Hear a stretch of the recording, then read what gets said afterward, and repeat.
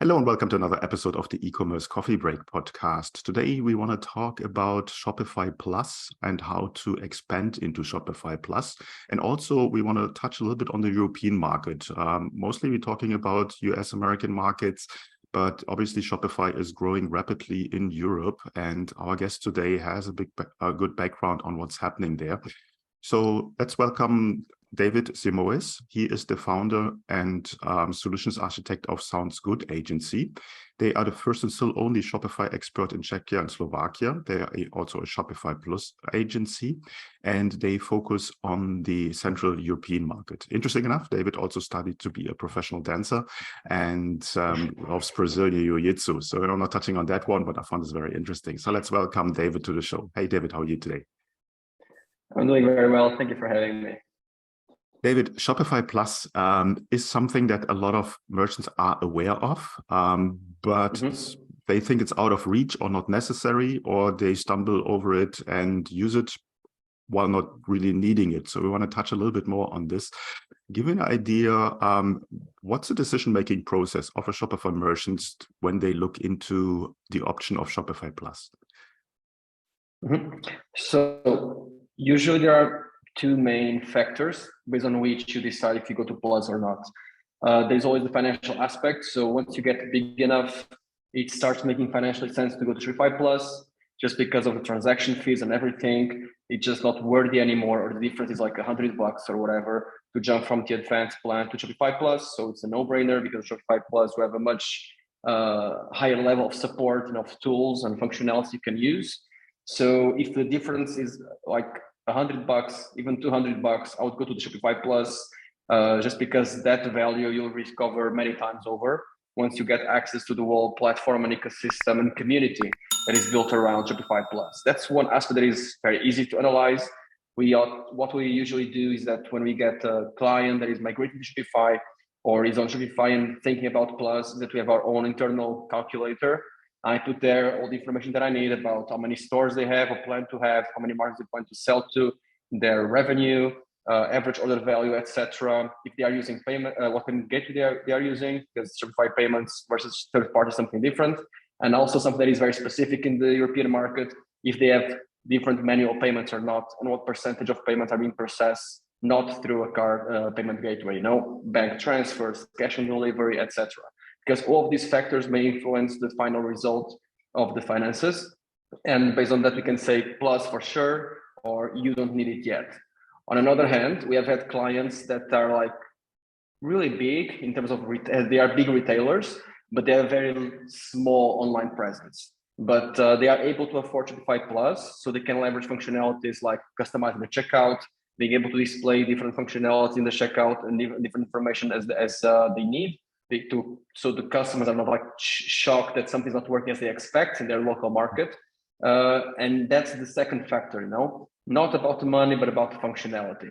Is there 1, 2, 3 big thing that you would need to have on Shopify Plus that would make a difference in your business?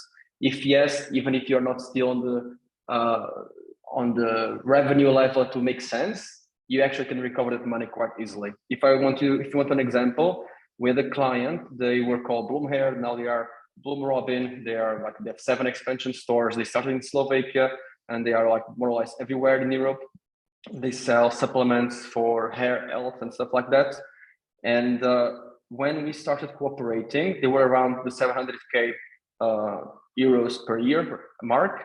And we were thinking once they get to 1 million, this is like rule of thumb, we can start thinking about Shopify Plus. But then we realized that in this Central European market, it's not completely atypical to charge for the cash and delivery service. And Shopify doesn't provide that out of the gate, but we could do it if we had Shopify Plus. So we calculated how many clients they could potentially charge through cash on delivery. And based on that calculation, we realized you're going to pay by itself many times over very quickly by approving the Shopify Plus. So all these analysis, which is quite nuanced, you have to do in order to be able to really recommend it or not to some person or to some merchant. Mm-hmm. Before we touch on the European market, I want to dive a little bit more into the features of Shopify Plus. You mentioned already a few. Give our listeners an idea of what different features they can expect when they move over to Shopify Plus. If I could split it into three main categories, one is like the community aspect and support. The other is speed and scalability for integrations. And the third is the extra perks. So on the first category, I would say there is the community, the Facebook Shopify Plus community, multiple webinars dedicated only for the Shopify Plus user that actually help them grow a lot. Actually, one of our current co-owners of our agency, he was originally the e-commerce manager of one of our first Shopify Plus clients. It eventually joined our group, Robin. And he said like he became a real Shopify expert through the sheer knowledge that he acquired in those webinars in that Shopify Plus closed and exclusive community. So that's super helpful. And of course, the dedicated support and account manager. The second aspect in terms of scalability and level of integrations, I have to mention the speed, the better API rate limits that we have on Shopify Plus. So if you are thinking about a very typical example, if you are selling high volume, maybe even low margin products, where the prices can vary like every 15 minutes, and you have to update them constantly based on some like creation of products, of pricing, you need a very scalable and very solid API solution with proper rate limits that you can like leverage the best you can. And you wouldn't be able to do it in a lower plan. I think recently they've turned on the advanced plan to have a better API rate limit as well. But this is like very special thing about Shopify Plus. And of course, the 15, 20, I don't know how much it is right now, 20,000 checkouts per minute you can have, you know, the knowledge that even in the highest peak of your sales, your checkout is going to break. That's like the scalability factor is immense for this corporate client and for these high level clients. And then the third aspect, the extra perks. Here we are speaking about the newest features. They always go to Shopify Plus.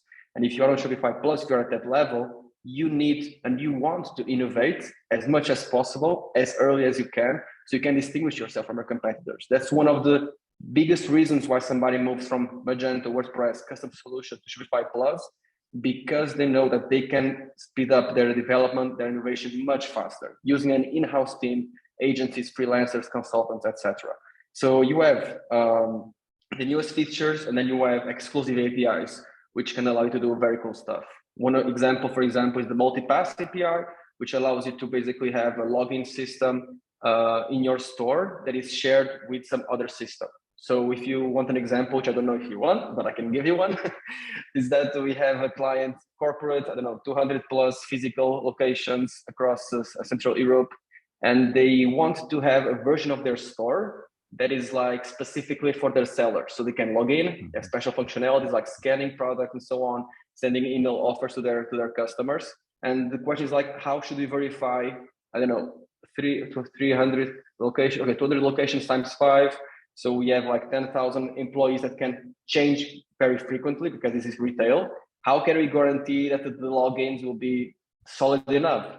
So we basically use what they already have. They have their SAP login for each employee. And we basically, through the multipass, we're able to make authentication on SAP, and based on that, logging them automatically to Shopify as well. So that was very cool functionality that only will be possible on Shopify Plus. So summarizing, community education support, scalability and system integrations, and the third, perks, new functionalities, and innovation.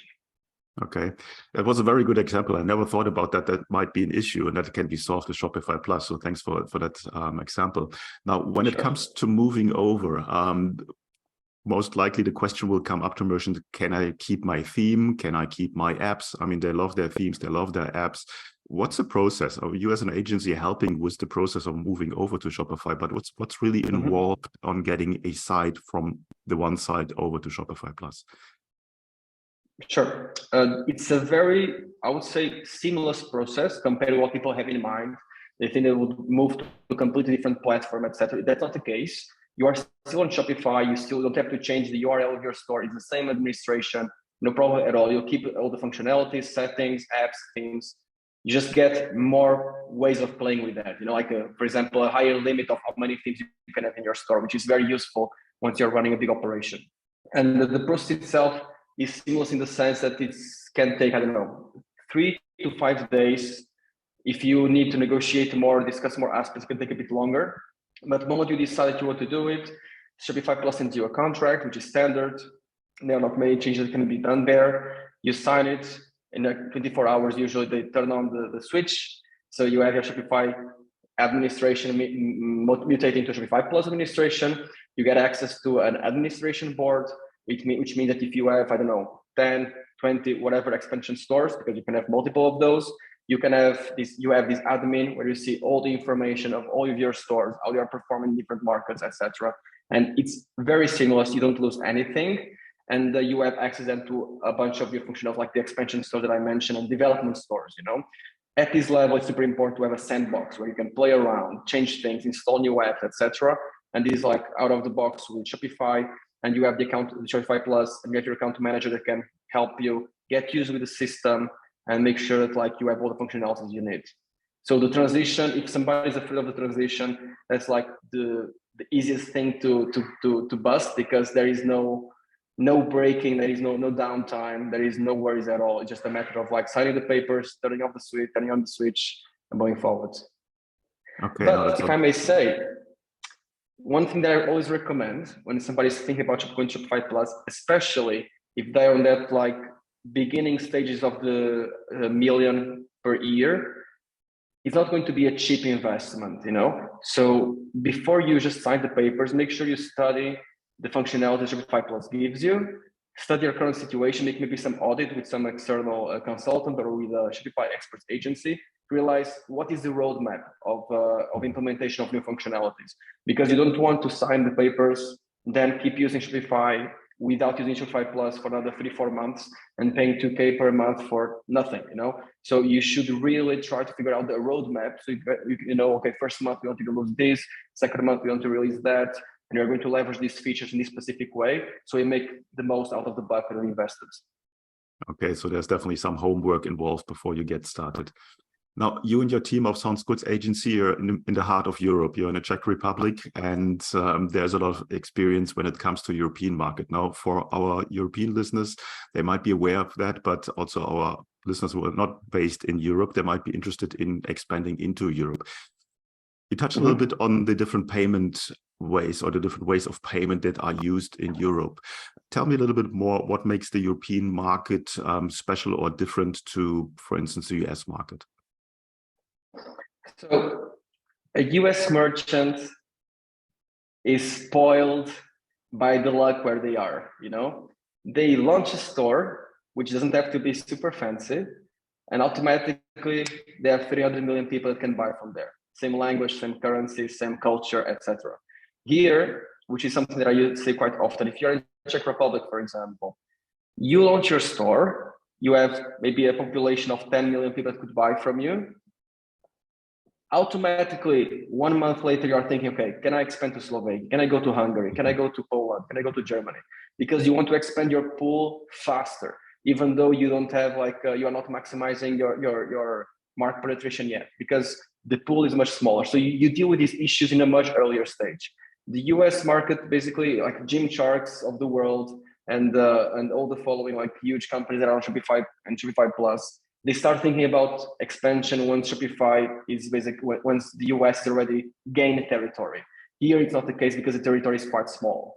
So that's a huge difference, because in Europe, each country where you can have 5, 10, 30, 40 million people, they have their individual, of course, laws on one hand, culture, language, sometimes currency. Czech Republic, for example, they didn't, in UK before the Brexit, they also didn't have the euro, and they have also their typical way of how to make a purchase. And this is something that if you are not a customer in that market, very easily you may dismiss it.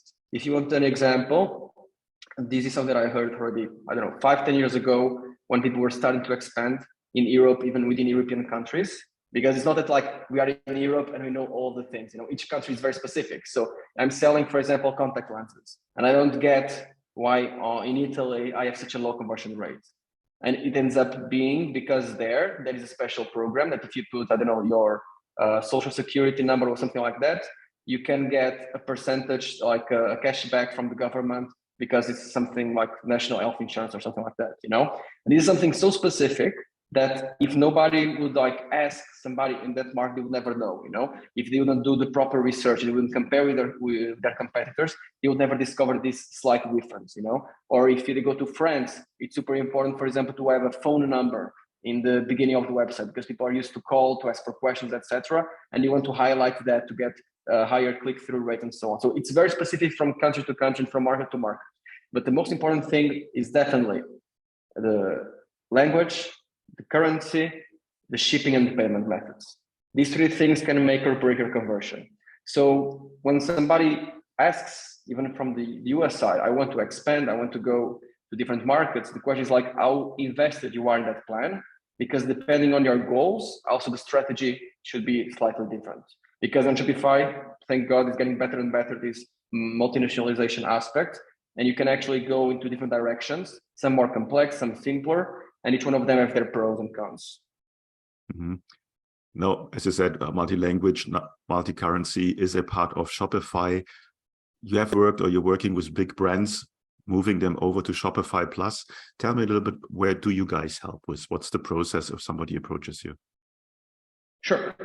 We have a very specific process, which we call the SGA experience. SGA is short for soundsgood agency, very much inspired by the EOS system that many of your US listeners probably know. In Europe, it's not so known, this entrepreneurial operative system. But the idea is we have a 5-step process.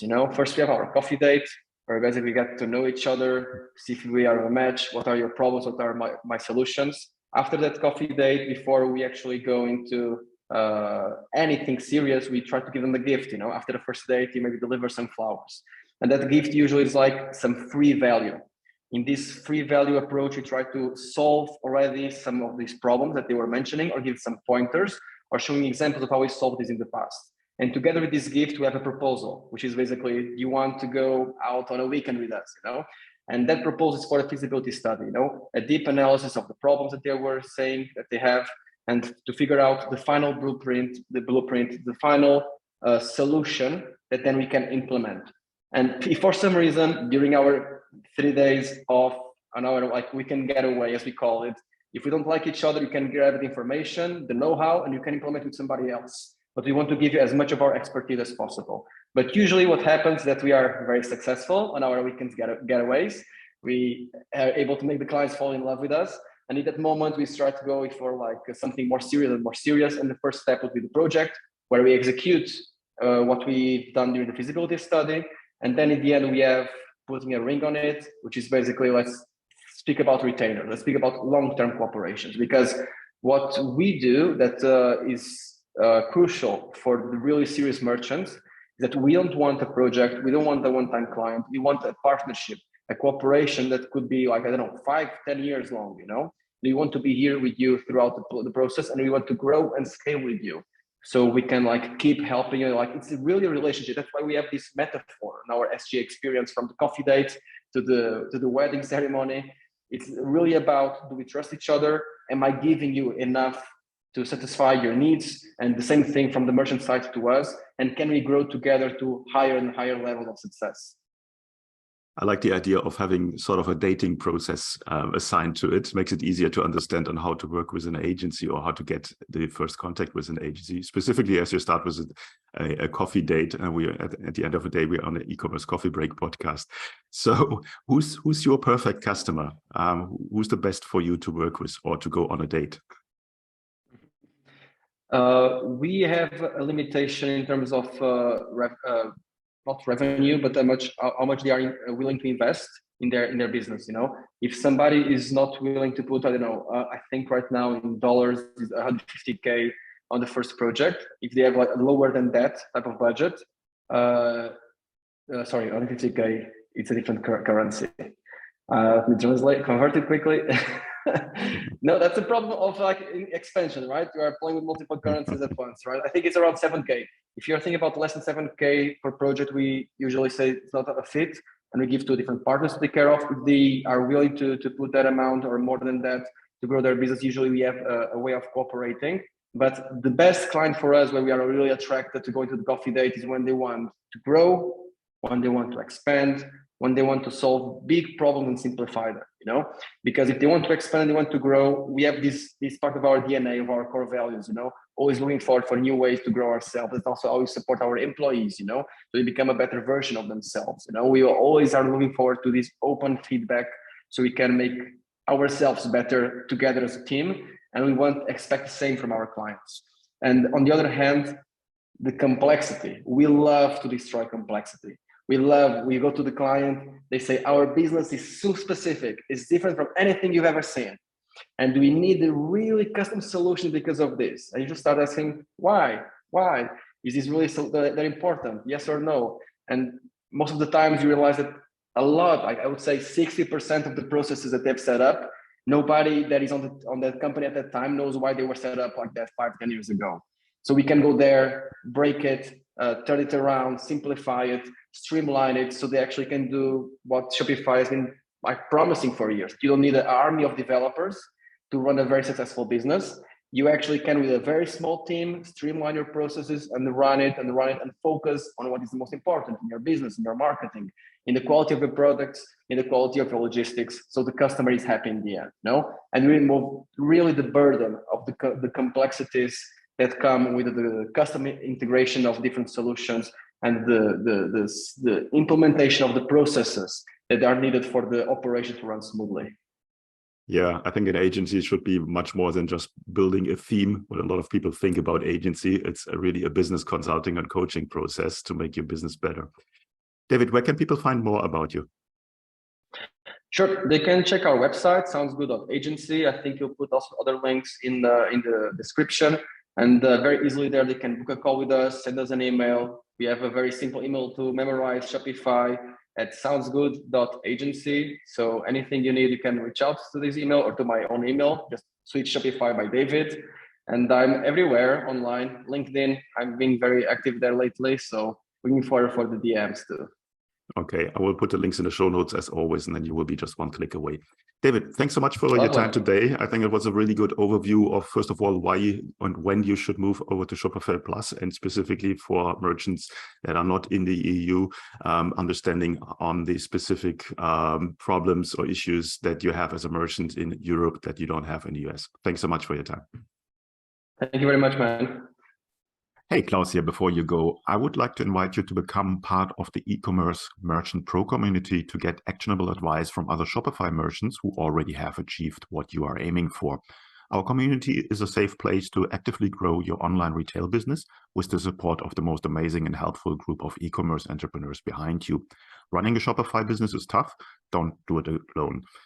Join us now. You will find the link in the show notes. Also, if you think your online store has conversion or marketing issues and you would like to have a fresh set of eyes on your business, then drop me an email at klaus@klauslauter.com and let me know a little bit about your business. It might be beneficial for you to have me look over your store, offers, emails, and ads, and get an unbiased outside perspective and guidance to help you make most of your online business. Thank you as always for tuning in today. I appreciate you. Until next time, and I talk to you soon.